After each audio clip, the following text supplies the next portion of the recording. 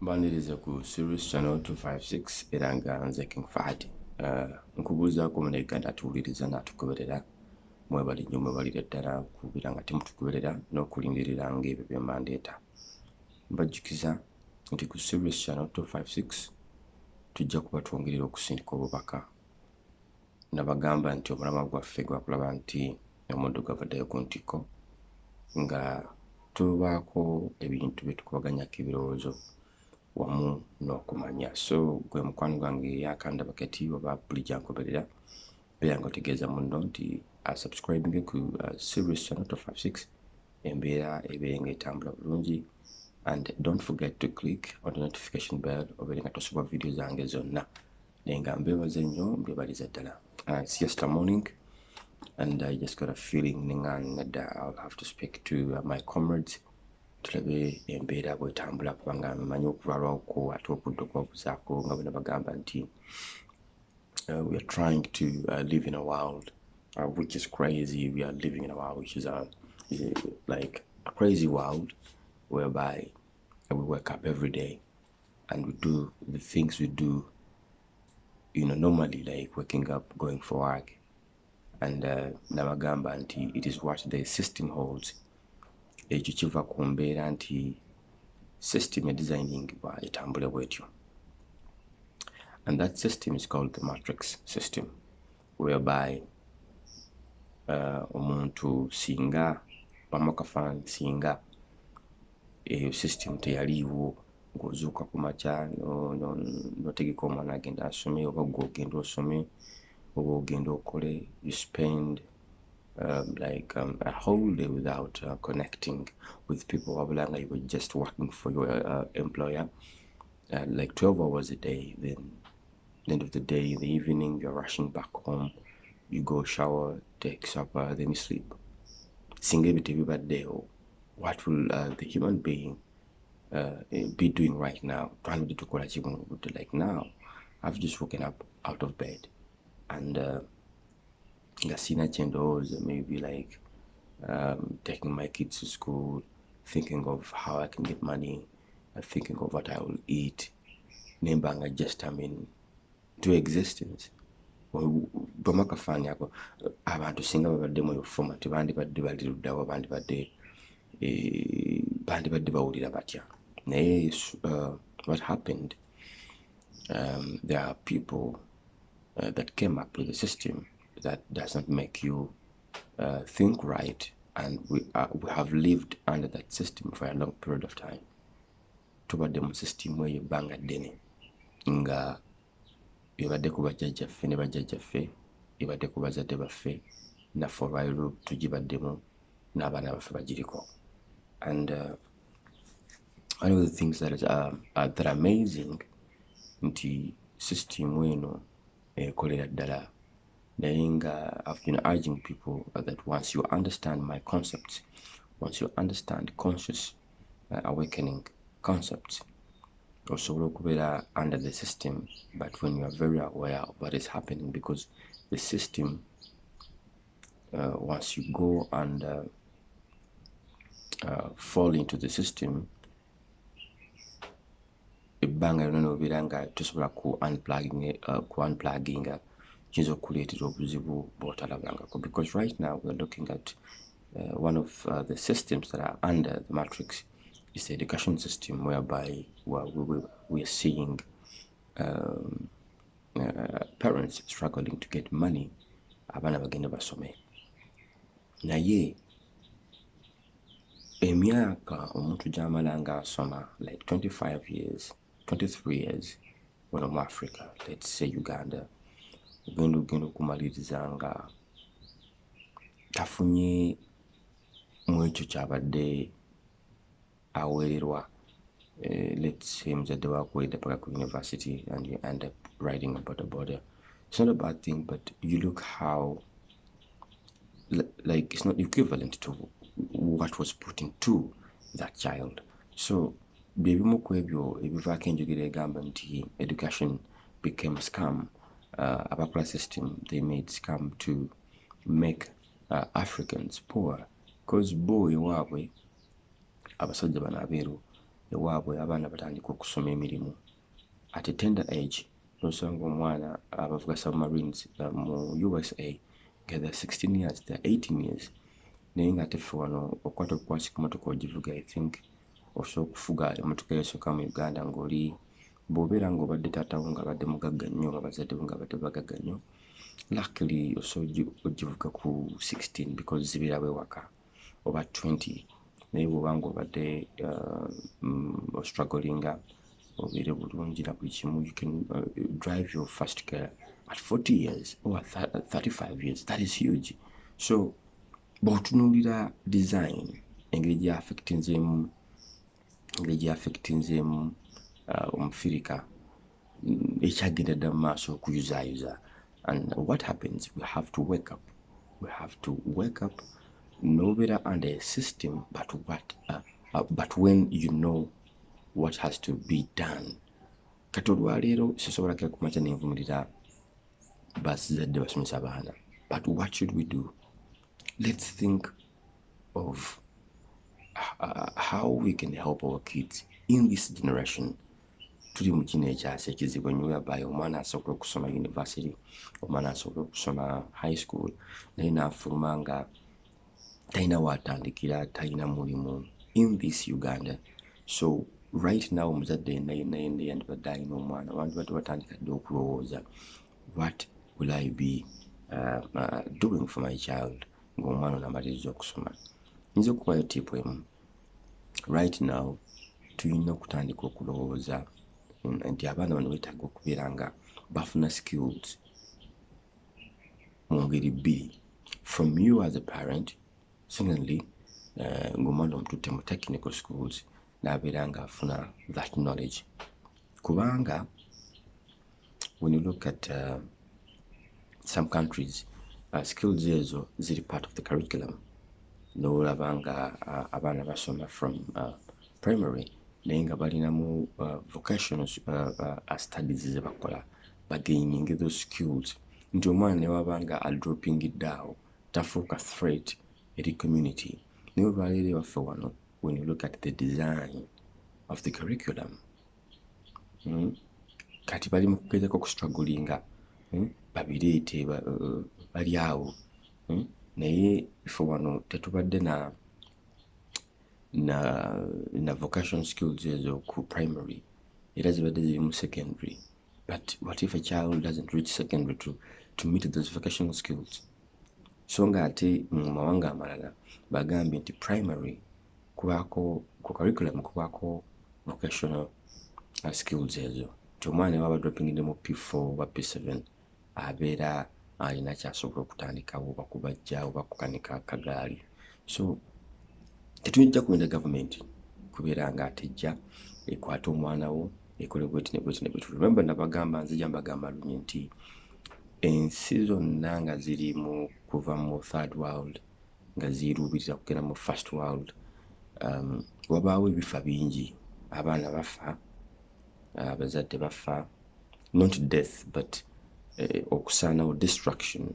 So Uganda egezaako okweyubula, ewulidde kyetuyinza okuta paradigm shift. Everything is changing.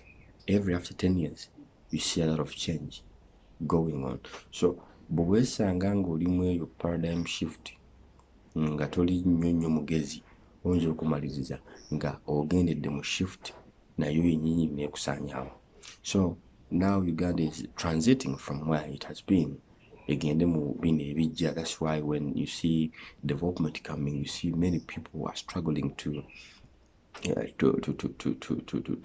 go by the development. Tebagitegeera, genda okulaba nga onalwanyisa kino, onalwanyisa enkulaakulana, tebagala kukola nguudo, tebagala biki, because abantu bwe batyo. So kati gujja kwesanga ng'omwana wo bw'oba tobadde so keen nga naye afiiridde mu transition. So omuzadde ali ampuliriza era nga ndaba nandirowoozeza nti tulina okulowooza ku baana bano in a way that they have to be prepared for and for what is coming, because omwana yenna guno omulembe gwe tulimu bw'anaaba tabadde na muzadde mugezi ng'ategeera omwana yagenda kubonaabona nnyo n'okusinga gwe bw'obonyebonye. Tujje ku nze, abaana bagenda kubonaabona nnyo n'okusinga ffe ate bwe tubonyebonye. And mulina okutaka okulowooleza abaana bammwe ebintu ebigenda okubagasa enkya. And tekigenda kuba kya nsonyi gwe omuzadde okukera ku makya ogulire omwana wo poloti ku guno omulembe, because gwe osobodde ogyekulira ku mulembe guno, naye kubamu akafaananyi after 20 years, after 20 years, will he be able to buy his or her own land? Will he? Nga bulaba embeera efaanaganako. So nze ndowooza nti tulina okutaka okutula wansi tutunuulire how are they going to survive, because the system is getting so squeezed. System gye tulimu, gye tukuliddemu, bajjajjaffe gye babaddemu yali wano bweti. They had this gap. They lived under the system, but they could walk, they could play around this space. But right now, yabbanga liziriyitawo nga system egyefunda. Right now, kuffe kati system eri wano. But we don't know ku baana baffe eneebeera bweti oba eneebeera bweti. There might not be a gap for them to look for what can make them survive. Era tulina okuba so keen. Look at the system of education. Look at the system of employment. Everything is just falling apart. We're looking at things that tutunulira ebintu naye ng'ebintu byetutunulira bitwewuunyisa every day. We're looking at people who are dying in the country. Notunulira badriver b'abakulu mu ggwanga, they are fighting for their salary. Ninga bavuga emmotoka za bbeeyi, bavuga abakulu ba bbeeyi. That is the system. Notunulira mu masomero n'owulira nti eriyo emize emibi, n'owulira metron abadde ku baana, n'owulira musomesa abadde ku baana. That is the system. Now abazadde bali scared, tebamanyi kyakukola kutwala abaana mu masomero agamu, ate agamba ate. So you'll not know anything. But only the strong are going to survive this. And these things are happening. These things are real. Ebintu ebigenda mu maaso bya ddala. Holiday. Ebintu ebigenda mu maaso bya ddala. And when we always talk about the matrix system, people always think twogera bwogezi. Eno system erimu ba lawyers, erimu abasomesa, erimu trade, erimu taxes, erimu ebintu bingi. That is the system. It was designed when the whites were here, before they gave African territories independence.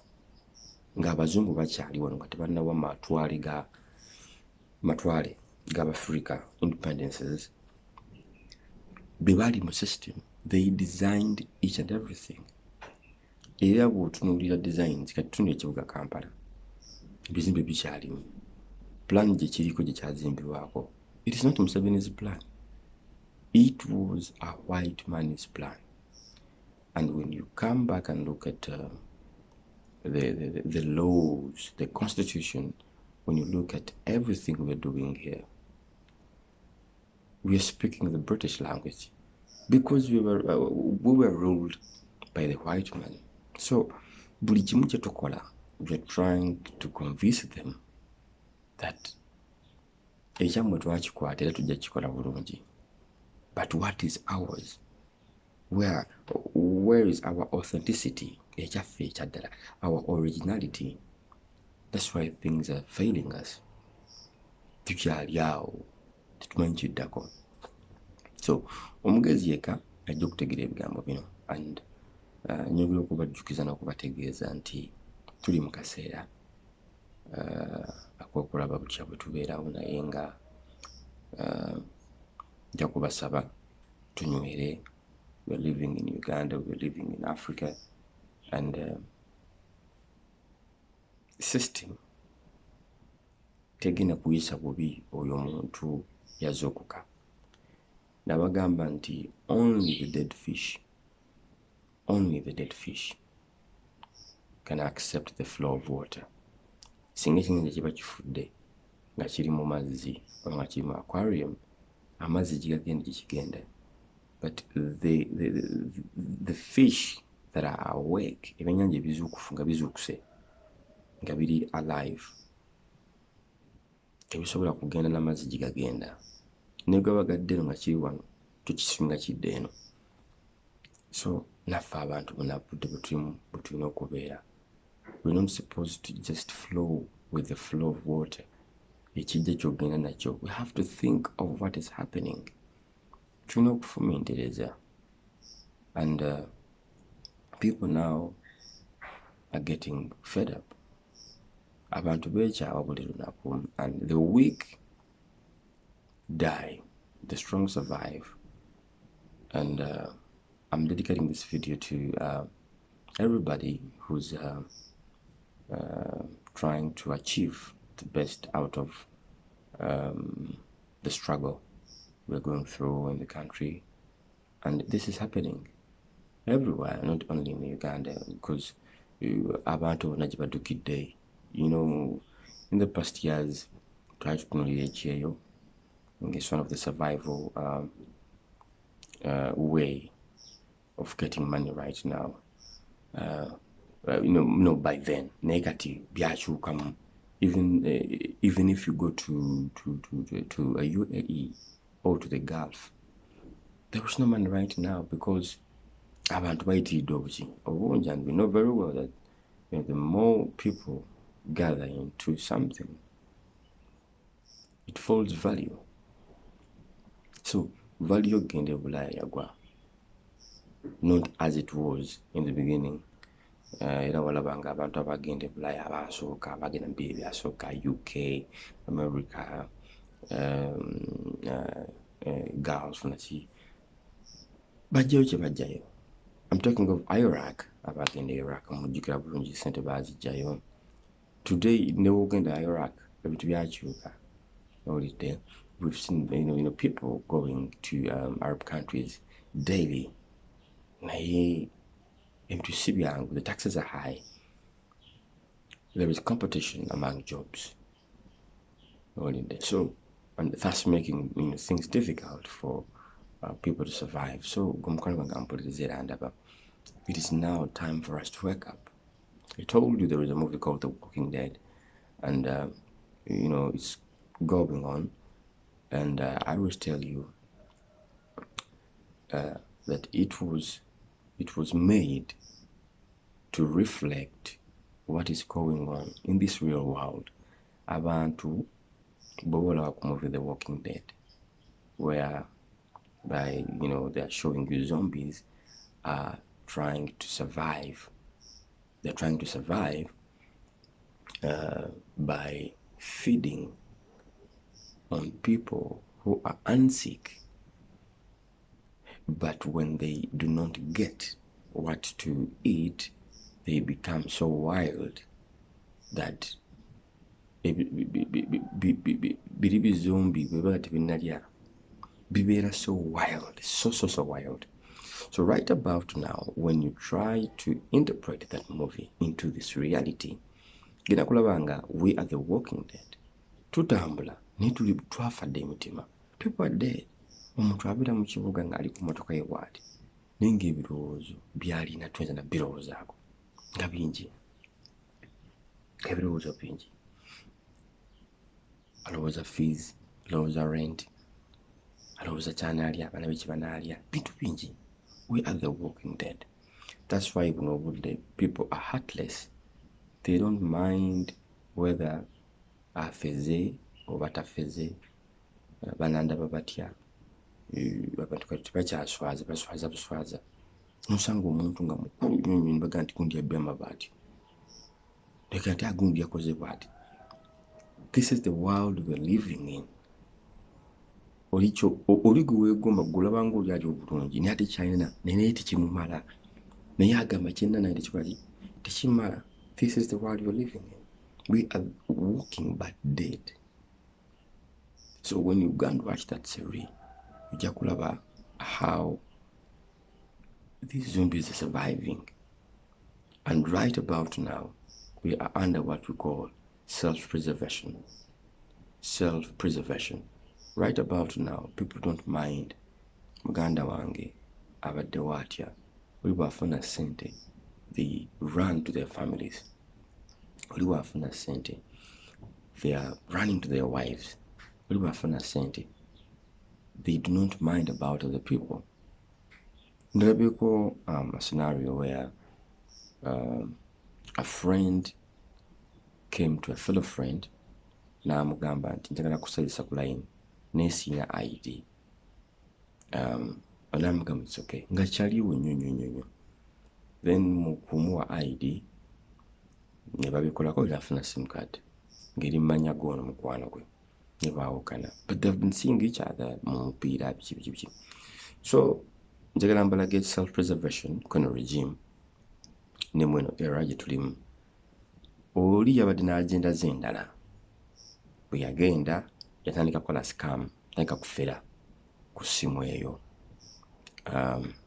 At the end of the story yafera obukadde 7 on that sim card ku muntu oba yali France, ng'oli aludde nga amuweereza ssente, bamufera oli kyokka username ya ID, username ya sim card eraga identification identity nti ya muntu bwati, ng'ate abikola si ali ku identity.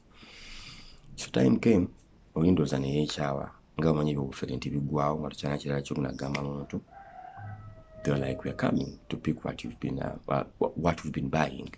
So the one who was coming flew out of the country, nadduka, nakola passport nadduka, nga sente azina, disappeared. So ono bambi omusajja wattu talina kyamanya ali ku bibi, bamusanga ku street, bamukwata ne bamutwala. Gye byakoma wabadde wawanvu 70 million. So ekyo kitegeeza nti people don't mind oba ofudde oba owonye oba olamye botolamye, because now we are under a system that is pressurizing us to look for what we can eat, that is blood, for us to survive. Chechini mu film ya Walking Dead, these zombies are tirelessly looking for unsick people to suck blood out of them so that they can survive. They don't mind whether you're a kid, whether you are short, whether you are tall, whether you are rich or poor. They just need blood to survive. So in us, more abantu population, mulimu ba zombies, mulimu ne ba unsick people, mulimu abafadde emitima abalwaledda, because they do not want to know anything. They're just under pressure to survive. But how can we control that pressure so that we do not sabotage everything? Kubanga olwaliro otunuulira abantu abakoze ebintu ebyo, they have a way they conclude. Balina engeri gye bamalirizaamu naye ng'ensi gyagendayo. I'm trying to show you that tuli mu nsi naye nga matrix yetutuusizaawo. Because now we're reading about one of the we're looking at ensi ezikyasinze okubaamu emirembe, batulaga ku internet ensi ezikyasinze okubaamu emirembe, ensi ezisinga okuba engagga, whereby they even pay you to marry their women. We're looking at a lot of things. Naye twebuuze, ezo z'ensi abantu abalimu bannange bo bawulira batya? Nibaga nti ensi esinga obugagga tebalina ne kibakozesa ssente, n'olaba ensi ng'ekusasulira okuwasa mukazi waabwe, n'olaba ensi nga bagamba nti abo bo basasulira omuntu school fees paka waakuwa okusoma, basasulira omwana fees bwe lwagenda ku ssomero. N'otunuulira amawanga nga bo they even pay for people to go to school. Wasomye leero ku akaunti okugenzeeko ssente because lwagenze n'osoma. You look at that design. Naye when you come back to Africa, tekikoze, tekisobola kukola. because bali bennyini abakola biri ebirungi, they can let us be in that life. Era ffe bw'otutunuulira tulinganga omwana akulidde mu maka g'abaavu n'ajja mu g'abagagga. Enneeyisa agenda ku toilet y'okutuulako agisitameko ko nga tabimanyi. So kati olwaleero bw'otunuulira the way we are living on a design of a white man, tugitapuse bulala. Babirekawo for reasons naye tebisobodde okukola, and now tugatapuse gatutuddemu. Okitegedde? So baganda bange, nyongera okubajjukiza n'okubategeeza nti if you need change, change starts within you, and change will begin with people around you. Togenda kukyusa abantu nga tozose kwekyusa, then people around you, and then it will just emerge.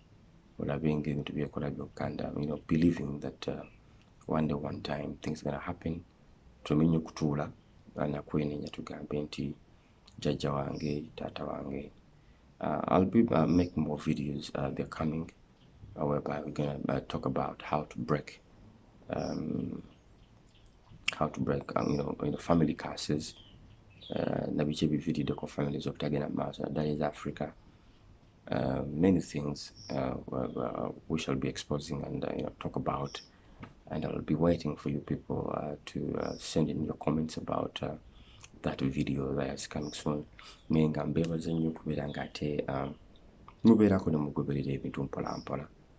TikTok, King Fahd, King Fahd 13, Fahd with FARHARD 13. Then Twitter, it is King Fahd 196, Fahd with FAHAD. Instagram is King Fahd 66, that is Fahd with FAHARD 66, that is 66. YouTube, Sirius channel 256, Koli.